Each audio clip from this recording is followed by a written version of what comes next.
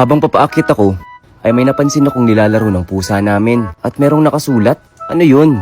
Teka nga, aba, ayaw mong ibigay? Teka lang, paper wallet? Tara gawin natin. Ayan, alam nyo ba na gamit lang ang papel ay makakagawa na tayo ng sarili nating paper wallet? Oo, pwede kayong gumamit ng bond paper, colored paper, art paper, basta yung madaling itupi. At syempre, kailangan sundan nyo yung ginagawa ko. Ang kulit naman ng pusang to. Gusto atang gumawa din ng paper wallet. Nakikitupi din to sa ginagawa ko. Bahala ka nga dyan. Alam nyo ba nung bata ako, napagbintangan akong kumuha ng wallet ng kaklase ko.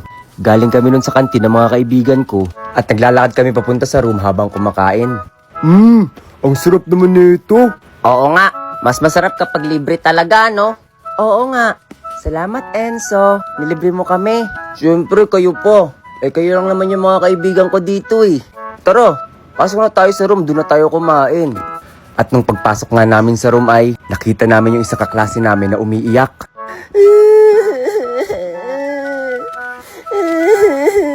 Oh, bakit ka umiiyak?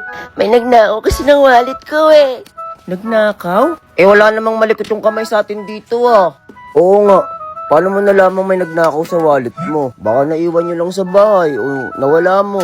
Hindi ko yun nawala. Ninakaw yun. At habang nag-uusap-usap nga kami, ay biglang dumating yung teacher namin. Okay, class. Anong meron dyan? Ba't kayo nag-uumpukan dyan? Bumalik kayo sa upuan nyo. Oh, bakit ka umiiyak? Kasi po, may nagnakaw po ng wallet ko, ma'am.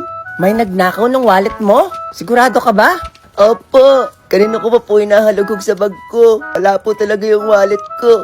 Tapos po, ma'am, nakita ko po sila Enzo. Pupunta po sila dun sa may kantin. Tapos narinig ko po, si Enzo po yung nanlibre sa kanila. Tingin ko po siya po yung kumuha ng wallet ko eh. Si Enzo? Hindi. Totoo. Anong sabi mo? Ako ang kumuha ng wallet mo? Oo, ikaw yun. Totoo ba yun, Enzo? Opo. Totoo po, ma'am, na ako po yung nanlibre sa mga kaklase ko. Pero, di naman po niya pera yung ginamit ko. Pera ko po yun. Oo nga, masama magbintang ha. At saka, meron ka bang ebidensya na si Enzo yung kumuha ng wallet mo? Oo nga. Ebidensya? Kanina bago mag-recess, nakita ko kaya si Enzo. Nakaupo siya malapit sa upuan ko kanina. Hindi ka naman doon nakaupo eh. Dahil lang doon? Kaya lang naman ako nakaupo dun dahil... Dahil ano, kukunin mo yung wallet ko? Anong kukunin yung wallet mo? Tinuturuan ko lang naman sa assignment yung kaklase natin ah. Kunwari ka pa, ikaw yung kumuha nun. Talaga kaya yung kumuha talaga. Sinungaling mo.